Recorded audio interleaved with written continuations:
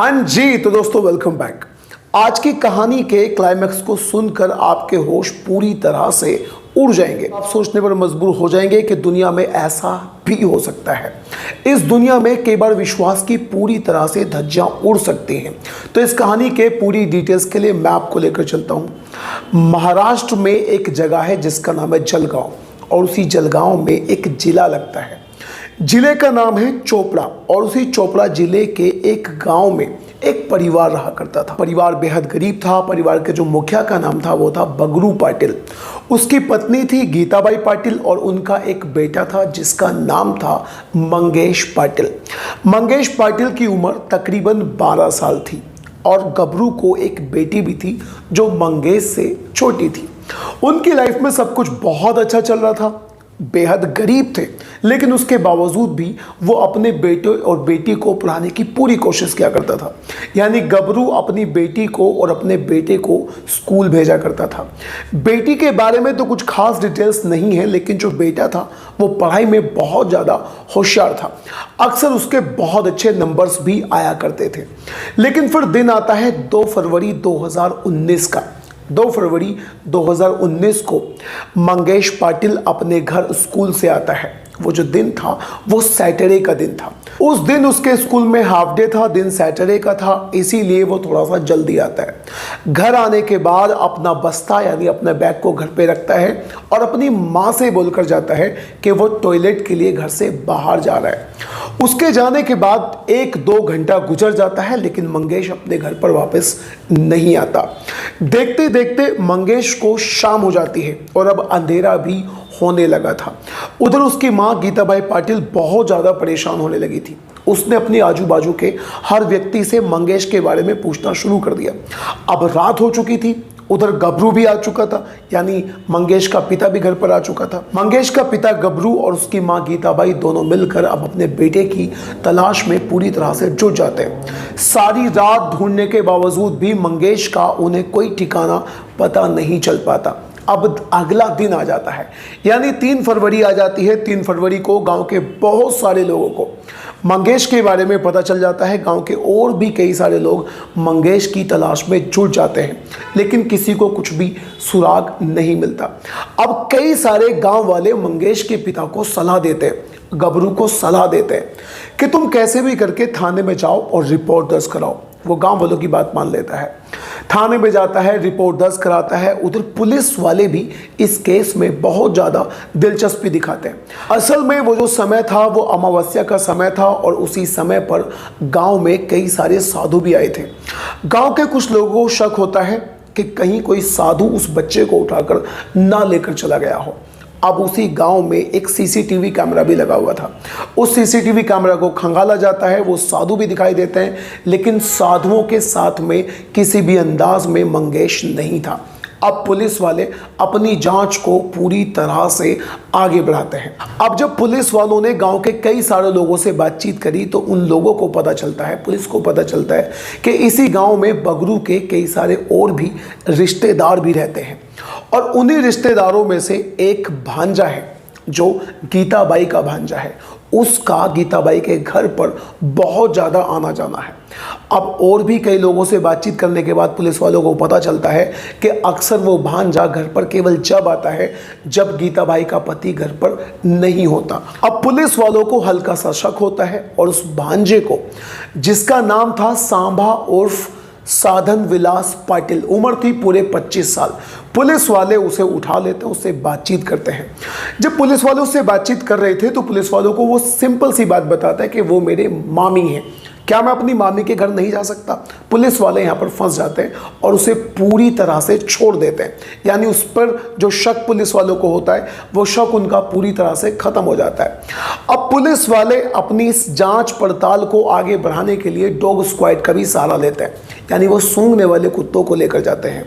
जब सूंघने वाले कुत्ते गांव में जाते हैं तो सूंघते सूंघते वो कुत्ते गांव के बाहर एक नाले के पास पहुंच जाते हैं, और उस नाले के पास से एक छोटे बच्चे के खून से सने कपड़े मिलते हैं, और घुटने से नीचे का एक पैर भी मिलता है, जिसे देखकर पुलिस वालों के होश उड़ जाते हैं। अब पुलिस वालों के होश उड़ जाते हैं, लेकिन अभी तक ये पक्का नहीं पता था कि ये जो पैर हैं और कपड़े हैं वो मंगेश पाटिल के ही हैं, बगरू और गीताबाई के बच्चे के ही हैं। अब जब पुलिस वालों ने उस डॉग स्क्वाड में से एक कुत्ते को लगाया था, तो वो कुत्ता बार बार जिस घटना पर कपड़े मिले थे, पैर मिला था, उस जगह से सीधा सीधा गीताबाई के घर की तरफ बार बार जा रहा था। पुलिस वालों की समझ में नहीं आ रहा था कि ये कुत्ता ऐसा क्यों कर रहा है, कुत्ता आखिर गीताबाई के घर पर बार बार क्यों जा रहा है। अब पुलिस वालों ने गीताबाई से बातचीत करने की कोशिश करी। जब वो पुलिस वाले गीताबाई से बातचीत करते हैं तो गीताबाई बार बार रो रही थी, लेकिन पुलिस वालों को उसके बातचीत करने के अंदाज पर थोड़ा सा शक हो जाता है, और जब पुलिस वालों को शक हो जाता है तो वो उससे बातचीत करने के लिए थोड़ा सा सख्ती वाला अंदाज दिखाते हैं। उधर उसके भांजे से भी, जिसका नाम था सांबा उर्फ साधन विलास पाटिल, उससे भी अलग अलग तरीके से बातचीत की जाती है। इन दोनों के बयान बिल्कुल अलग अलग नजर आते हैं। ये बार बार अपने बयानों को बदल रहे थे, बस पुलिस वालों को यहीं से शक होता है। पुलिस वाले गीताबाई को छोड़ देते हैं और जाकर दोबारा से उसके भांजे को उठा लेते हैं और एक हवा में तीर चलाने की कोशिश करते हैं। पुलिस वाले उसके भांजे से बोलते हैं कि हमें पूरी घटना का पता चल चुका है, हमें पता चल चुका है कि मंगेश के कातिल तुम ही हो, बस तुम अपने आप इस बात को कबूल लो, हम तुम्हें कुछ भी नहीं कहेंगे। अगर हमने तुमसे कबूलवाया अपने अंदाज में तो फिर तुम देखो कि तुम्हारा क्या हाल करेंगे। और यहाँ पर सांबा उर्फ साधन विलास पाटिल, गीताबाई का भांजा, टूट जाता है और वो एक पुलिस वालों को ऐसी कहानी सुनाता है कि पुलिस वाले सुनकर दंग रह गए। वो पुलिस वालों को बताता है कि वो इसी गांव में अपनी मामी गीताबाई पाटिल के घर जाया करता था, और वो केवल जब ही जाया करता था जब उसका मामा घर पर नहीं रहा करता था। कैसे भी करके धीरे धीरे इन दोनों में नज़दीकियाँ बढ़ जाती है, गीताबाई पाटिल में और उसके भांजे में, और इन दोनों में प्यार हो जाता है। अब ये प्यार धीरे धीरे सेक्स का रुख कर लेता है, और अब वो जब भी कभी उसका मन करा करता था अपनी मामी के साथ आकर सेक्स किया करता था, उसके साथ गुलछर्रे उड़ाया करता था। और इसी बात को उसने अपने एक दोस्त को भी बताया था। उसने अपने दोस्त को इस बात को बड़े अलग अंदाज में बताया था। उसने उससे बताया था कि यार मेरे तो बहुत मज़े हैं, मेरी तो एक मामी है और मैं उसके साथ पूरी तरह से मज़े ले रहा हूँ। उसके दोस्त ने इस बात को सुना और उससे बोला कि यार जब तुम इतना कर रहे हो, तुम अपनी मामी के साथ मज़े ले रहे हो, तो क्या तुम फिर मुझे अपनी मामी के साथ मज़े नहीं लेने दे सकते? कुछ ऐसा इंतज़ाम करो कि मेरे भी 2-4 बार तुम्हारी मामी के साथ संबंध बन जाए। बस वो अपनी मामी से इसी अंदाज में बातचीत करता है, और उसकी मामी यानी गीताबाई पाटिल उसके दोस्त के साथ भी इस अंदाज का रिश्ता बनाने के लिए या मनाने के लिए या फिर यूँ कह लीजिए कायम करने के लिए तैयार हो जाती है। अब जब भी कभी गीताबाई के भांजे का और उसके दोस्त का मन हुआ करता था तो वो गीताबाई के पास जाया करते थे, उसके साथ संबंध बनाया करते थे, और वो सारे अनैतिक काम किया करते थे जो उन्हें असल में नहीं करने चाहिए थे। लेकिन दोस्तों फिर दिन आता है 2 फरवरी 2019 का, जब उसका भांजा अपनी मामी के साथ घर पर अंदर था।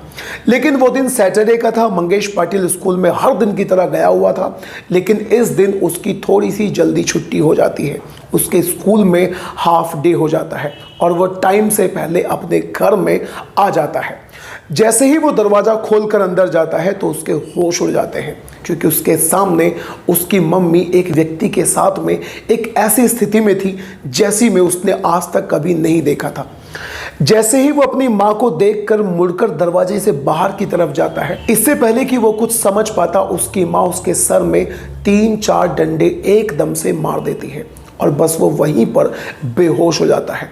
13 साल का मासूम जिसे कुछ भी नहीं पता था। ऐसा भी हो सकता है कि अभी तक उसको ये ना पता चला हो कि उसकी माँ उस लड़के के साथ कर क्या रही। वो बेहोश हो जाता है और उसके बेहोश हो जाने के बाद इन दोनों ने मानवता के सारे क्रूरता को पार कर दिया। इन दोनों ने उसके शरीर से एक एक कपड़े को उतारा और कुल्हाड़ी और दराती की सहायता से, जरा सोचकर देखिएगा कि एक अपनी माँ ने अपने आशिक के साथ मिलकर अपने ही 13 साल के बेटे को अपने ही हाथों से कुल्हाड़ी से काट डाला। उसके शरीर के कई सारे टुकड़े किए जाते हैं। जरा सोचकर देखिएगा कि उसके पैर को भी उसके शरीर से अलग कर दिया जाता है। टुकड़े करने के बाद उसके शरीर को बोरी में भरकर पास में ही गांव से बाहर एक नाले में ले जाकर फेंक दिया जाता है। उसके कपड़े, खून से सने हुए कपड़े और एक पैर को थोड़ा सा नज़दीक फेंक देते हैं और फिर ये दिखाने की कोशिश करते हैं कि गांव में जो साधु आए थे उन साधुओं ने उनके बेटे की नरबलि दे दी है। दोस्तों, एक माँ इस तरह की हरकत कर भी सकती है, इस बात को सोचकर भी हमारी रूह कांप जाती है। खैर, इस तरह के केसेस के बारे में आप क्या कहना चाहते हैं मंगेश पाटिल की मां के बारे में? मंगेश पाटिल की मां गीताबाई को और उसके आशिक को यानी उसके भांजे को जेल हो जाती है, आजीवन कारावास की सजा उन दोनों को सुना दी जाती है। आप मुझे कमेंट बॉक्स में जरूर बताइएगा आप इस टाइप के केसेस के बारे में क्या कहना चाहते हैं। और दोस्तों, अगर आपको क्राइम स्टोरी सुनना अच्छा लगता है then do subscribe to this channel.